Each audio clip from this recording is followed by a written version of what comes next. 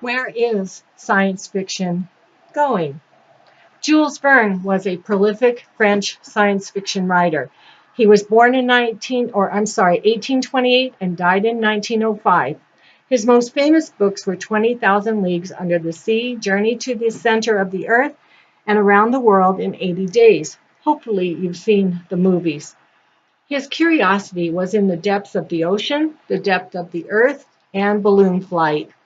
It's worth a search of his other books to check out his other topics. You'll notice he wrote about the acknowledged mysteries of his day. Robert Heinlein, born 1907, and Clifford Simack, born 1904, were two science fiction writers whose books I saw frequently in the library as a young reader. I recently read Way Station by Simac. It was published in 1963. This 124-year-old man lived in a rural area. He had been spotted by authorities, and someone was sent to investigate. His farmhouse was a way station for aliens. Authors put a lot of themselves into their books. Also, older generation males were not prone to talking much or about their feelings. The book style is internalized. They thought before they spoke. The way English is used is more complex than today's later generations. The point he made in his book that sticks with me is how do we not war anymore? 1963 was only 18 years after the end of World War II. The book brings out to create a people which are incapable of fixing machines. I'm paraphrasing it, but what do we see today?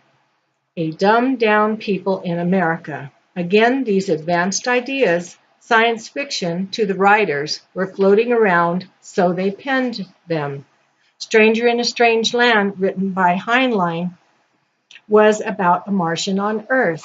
Keep in mind, Heinlein and Simac both would have had memories of World War I and certainly of World War II. The Germans were running a rocket program during World War II. A crashed UFO near Roswell, New Mexico made the news in 1947. The Russians sent Sputnick up in 1957. Good science fiction authors write with imagination about events in existence. In my own lifetime, heart transplants and test tube babies are my earliest memories of futuristic. Also, war makes for advancement in medicine, and God knows Americans have fought too many wars. War takes limbs. Artificial limbs are now running races. Electronics plus digital, and voila, you have artificial intelligence, AI, which has become big in science fiction. Neil Asher, in his book Dark Intelligence, has men resurrected, men injured so badly yet receive AI. Memories come back, and they gain strength to fight again. Usually the theme is vengeance.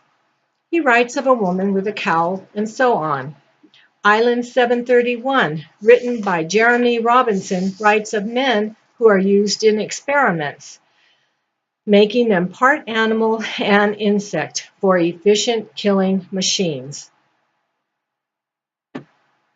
In L.A. Mental, a mystery and a thriller, a substance finds its way into victims, then triggers by the ringing of a phone. Where is science fiction now? A.G. Riddle spells it out clearly in his new book, Pandemic. What else could the future hold? In the late 60s, world population was the topic on front pages. Now we have the flooding of the West with peoples who populate. Pandemic sounds like a plan to me. We are now in the throes of destabilization. In The Last Librarian, author Brant Legg writes in his story about pandemic. It takes place in Portland, Oregon in the year 2098. The world is running smoothly, post-kill-off of millions. So the powers that be have decided to close the last library, so history and ideas will be burned, gone forever. Again, a contagion is the precursor to a perfect world. kind of makes you think twice about taking one of those mouth swab tests and sending it in, doesn't it? A contagion most likely will be loose on humanity, then passed from one to another. So that's my take on science fiction. It's current events plus science sprinkled liberally with imagination. Smart people read quality science fiction, so please leave your knowledge, comments, and any good reads you know of below.